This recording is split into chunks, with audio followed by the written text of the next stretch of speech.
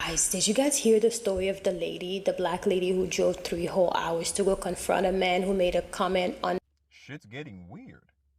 Pardon infinity. I could be petty. Okay, I think we all have some pettiness in us. We all can be petty.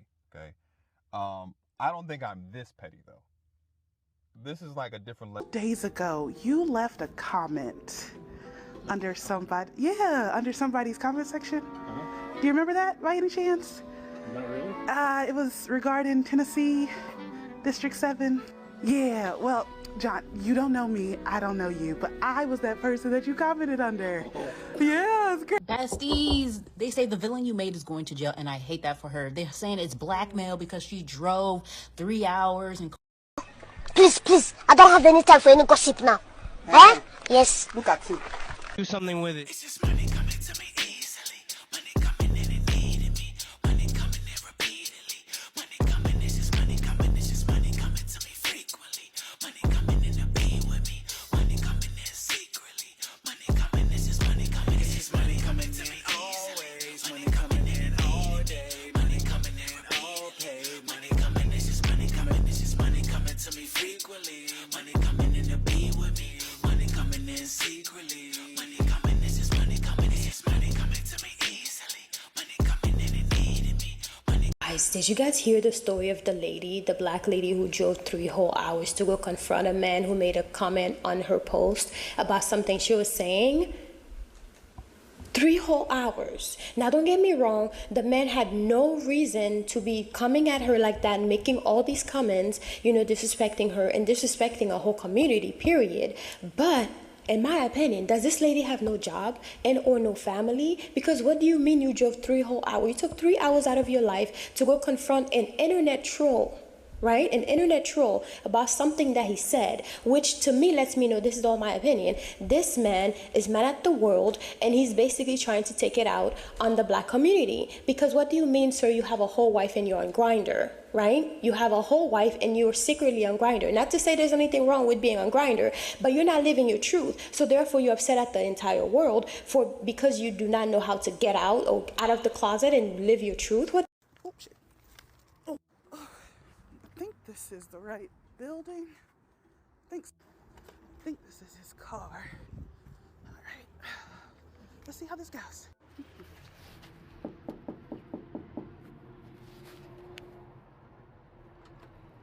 Hello. I'm looking for a mic. Does a mic work here? Yeah. Can I speak to him? Sure. What's this about? Days ago, you left a comment under somebody's comment section. Do you remember that by any chance? Not really. It was regarding Tennessee, District 7. Yeah, well, John, you don't know me, I don't know you, but I was that person that you commented under. Yeah, it's crazy, right? Crazy world. But I just wanted you to know, you see how easy I found you? It's not cool, right? No. Yeah, so I'm gonna give you the opportunity and apologize, or I'm gonna show your wife the Grounded account I found. How do you feel about that? Not good. Right. It's crazy world out here. So I did make this apology. In case, you don't have to. I understand it's hard, but all you have to do is read this nice little apology I wrote. Thank you. Go ahead.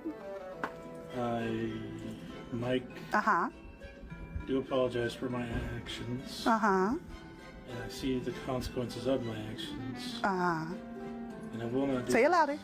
I will not do this to anyone else ever again. Oh, good job, Mike. Thank you. I'll take that back from you. Yeah, I need that for other people. It was really nice meeting you. And this is why that woman drove 3 hours to see that guy who made those comments. Look, because Mike had a lot more to say than just the comments that people were sharing at the top. He started using the N-word, and he wrote an entire essay, a lot longer than the short apology that she had him read. And apparently, it goes on beyond this essay. People who saw the full comments that he posted say that he even threatened her. It wasn't any kind of casual threat.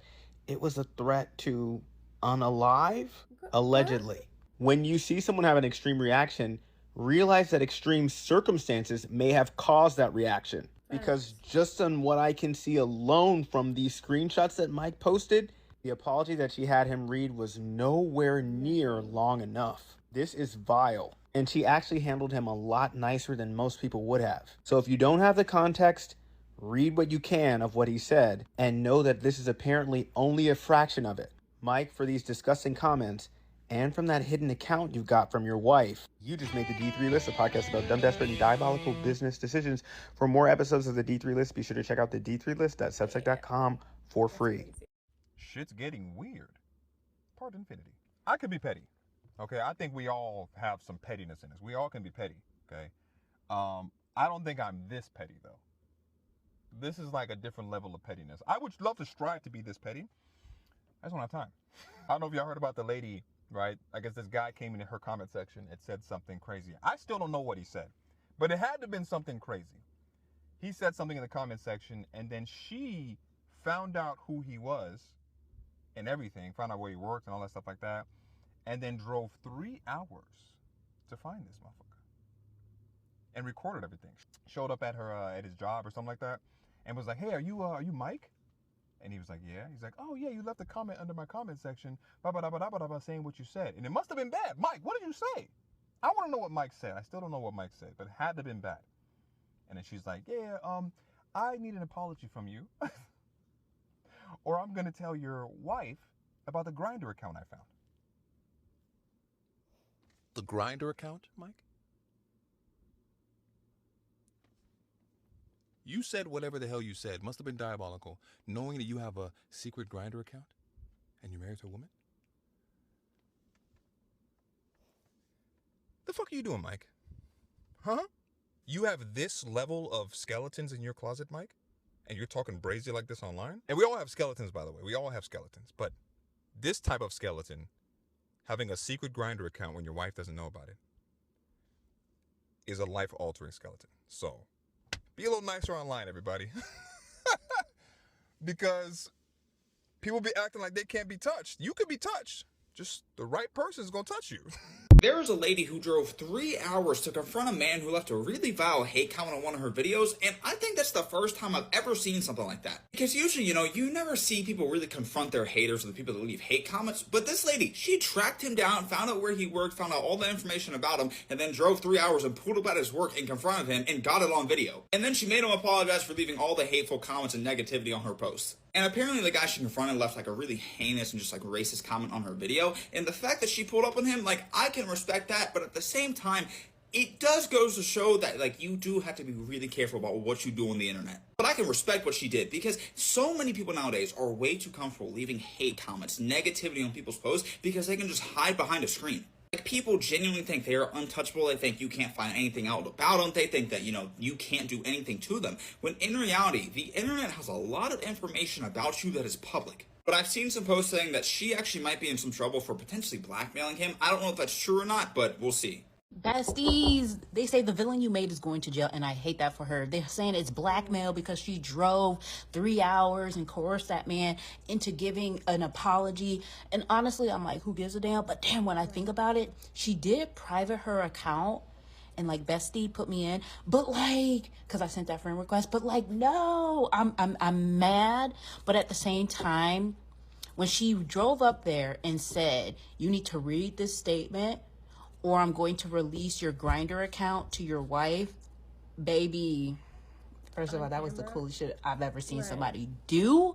But then secondly, I'm worried that the internet is now going to be against her, because like, and when I say the internet, like, she put the proof that she blackmailed that man. And he gonna say he was intimidated. Like, he's gonna say, oh, I was scared for my life. And you know how they do. So I'm just worried. I'm worried, girl, please. Let me know y'all thoughts, please. Let me know y'all thoughts. Now, don't get me wrong. What she did was completely crazy and kind of funny. And every maybe once or twice out of the month, I'd love to have the level of petty that this lady has. But at the end of the day, it's never that serious. It's never that serious, because all that I'm seeing from this comment, the comments that the man made, and his situation in his life, being on Grindr and looking for hookups, secret hookups while you have a whole family, lets me know this man don't have the how do you call this? He's not the man in his relationship, right? He doesn't have the respect he deserves in his relationship. His wife probably talks to him however she wants. He probably have very small penis, probably drive a big old truck, because he is out here trying to release his anger on any and everyone. Because what do you mean, sir? You're being racist online, talking about all this and using the N-word and all that stuff. Meanwhile, you are secretly on Grindr looking for hookups. And there's nothing wrong with you being on Grindr, but live your truth. Okay? If you're not going to live your truth, if you're going to have a whole wife at home and a whole family, and your wife probably talks to you however she wants, because you're probably not satisfying her in real life, for real. So therefore, you being racist and, being disrespectful to women, a lot of times men who are very disrespectful to women are the ones who usually have no penis, and also, they have no say-so in their home. Their wife walks all over them. Their children walk all over them. So the only way they can feel like a man is to treat other people who they feel is less than like crap, and also talk to people and calling them out of their names. He's using the N-word and mistreating black women and black men, sometimes. But in my opinion, that's really what it is. This man has no control over his life, so therefore he is being a troll on the internet, right? And in my opinion, the only reason why he basically read the note, because if he had all this balls on social media, I'm pretty sure he should be strong enough to say, hey, I'm not reading that note. But he did, because he was afraid that his wife was going to find out about his secret life, which is being on Grindr and looking for hookups, right?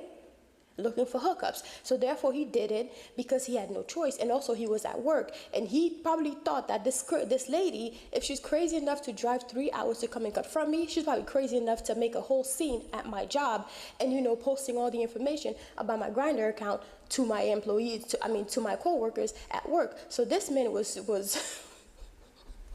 he was basically doing this because he felt like he had no choice. And I can guarantee you he's probably going to make a video crying on the internet like a pussy that he is, in my opinion, crying on the internet saying, it was blackmail, although it was, right? It was kind of blackmail. I felt threatened. With the white people tears, I felt threatened. She came to my job. She threatened my family. But sir, you're also threatening her, because if you get into a point where you're threatening her life because you don't know how to just be in your emotions and really just speak like a person and not calling anyone out of their names and using the N-word or trying to make people feel as though what they're saying about their community is wrong, and or they should stop talking about it because they should be okay with the little scraps that they get, because that's really what it was. Talking about, they have Kwanzaa and they have MLK, they have Juneteenth, you should be okay, you should not stop complaining. What is it to you? What is it to you? If someone says, okay, well, we need to be recognized more, what is it to you? If you are out here, living in, not in sin, I was going to say in sin, oh Lord, I sound like those Christians, but living a secret life, meanwhile you have a whole family that you're keeping all this from. As a man, you should be man enough to step up and say, hey, look, this is what I like. I know I have a whole family, but this is what I like now, and I want to be able to do this in the open. No, you cannot do that. So therefore, you try to release your anger on other people, like people who you feel is probably less than you. Try to really release your anger behind the keyboard, right? Because that's what people do, is sit behind the keyboard and say all these things. But in real life, when you talk to them, it's a whole different ball game. It's a whole different tune. But anyways, I say all that to say, I'm never going to waste my time on trolls on the internet, driving hours. I wouldn't even drive 30 minutes. I wouldn't even drive 10 minutes to go and confront someone who says something about me or about my videos on the internet. Those are trolls who have no life, who have nothing to do. Nothing to do. And in my opinion, that lady should have never put that on camera. She could have done it, but she should have never put it on camera, because now you literally incriminate yourself. Anyways, guys, let me know what you guys think about this. I thought it was kind of unhinged that she drove 3 whole hours to go confront this man who is not even worth it. Let me know what you guys think, okay? This is my opinion. Don't come for me. This is my opinion. All right? Talk to y'all later. Bye. Like I said, we're going to touch up some stuff on this book. So in this book is called Spell of Abundance, Love, Wealth, and Protection. So in this book, on the first page, actually, I have a glamour affirmation that you will basically say, you stand in front of the mirror and you stare at yourself and you admire yourself, and you will say to yourself how beautiful you are. You'll basically seal this, your beauty, like your glam, after you done your makeup, or even stand in front of the mirror naked with nothing on, so you can really reaffirm yourself of your beauty, of your confidence and all that. This book is mainly for like self-confidence and self-elevation, you know, calling the goddess in you, calling the divinity in you, you know, calling the beauty in you. And also work with the moon, because the moon represents the woman, the mother, womb, water, all of this. So yeah, I have all the steps in here of all the spells that you need to do. It even has one for to get rid of unwanted guests. It's pretty funny. To get rid of unwanted guests. And this book right here, right? So I'm gonna run down real quick of all the materials that you're going to need. You will need a brand new broom. It has to be brand new. And you'll need a piece of parchment paper, a black pen, a black trash bag, because we're going to get rid of this sucker, right? And of course your intentions. And also I have spells on here that you can say. I have daily affirmations. And also I have spells on here that you can do every single day to work with the energy of the planets of the day, and also the archangels that work with the day. So anyways, there's so many spells. There's a 7-day manifestation spell with archangels. And let's see. A 30-day money spell with bay leaves and the Fihu sign, which is a money sign. It's like an F with that extra part. Anyways, the symbol's there, and I even show you like what you need to do, what the sigil look like, all that.